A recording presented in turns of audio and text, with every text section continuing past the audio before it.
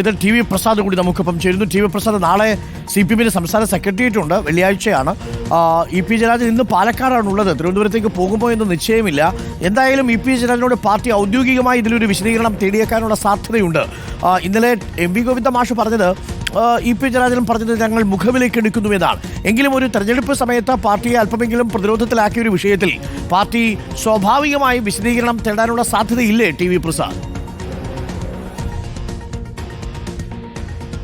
ഉറപ്പായും വിശദീകരണം തേടും എന്ന് തന്നെയാണ് നേതാക്കളോട് സംസാരിക്കുമ്പോൾ മനസ്സിലാകുന്നത്, അരുൺ. കാരണം ഇത്രയേറെ പാർട്ടി പ്രവർത്തകരും നേതാക്കളുമെല്ലാം കൂട്ടത്തോടെ പ്രവർത്തിച്ചൊരു റിസൾട്ട് ഉണ്ടാക്കാൻ ശ്രമിക്കുന്ന ഉപതെരഞ്ഞെടുപ്പിൽ അതിനെതിരായ ഒരു വികാരം വരുന്ന രീതിയിലുള്ള ഒരു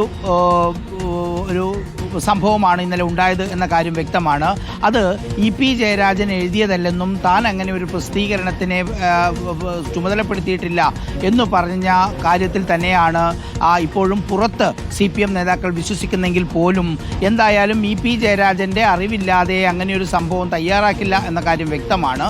ഉറപ്പായും EP ജയരാജനും അല്ലെങ്കിൽ ഈ പാർട്ടിയിലെ ഉയർന്ന തലങ്ങൾക്കുള്ളിൽ ഉള്ളവർക്ക് മാത്രം അറിയുന്ന പല കാര്യങ്ങളും ഈ പറയുന്ന പുറത്തു വന്ന കുറിപ്പിൽ ഉണ്ട് എന്നുള്ളത് കൊണ്ട് തന്നെ അത് EP തയ്യാറാക്കിയതായിരിക്കണം എന്ന നിഗമനത്തിൽ തന്നെയാണ് പാർട്ടി നേതാക്കൾ എത്തുന്നത്. പക്ഷേ അത് പരസ്യമായി പറയാനുള്ളൊരു സാധ്യതയുമില്ല. ഒരു കാര്യം ഉറപ്പാണ്, അരുൺ. അതായത് നേരത്തെ LDF കൺവീനർ സ്ഥാനത്ത് നിന്ന് EP ജയരാജനെ പുറത്താക്കിയതിന് ശേഷം സംസ്ഥാന നേതൃത്വവുമായി അത്ര അടുപ്പത്തിലല്ല EP ജയരാജൻ എന്ന കാര്യം വ്യക്തമാണ്. അതിന്റെ ഭാഗമായാണ് ഈ കൺവീനർ സ്ഥാനത്ത് നിന്ന് മാറ്റിയതിനു ശേഷമുള്ള ഒരൊറ്റ സംസ്ഥാന സെക്രട്ടേറിയറ്റ് യോഗത്തിൽ പോലും പങ്കെടുക്കാതെ EP ജയരാജൻ മാറി നിൽക്കുന്നതും.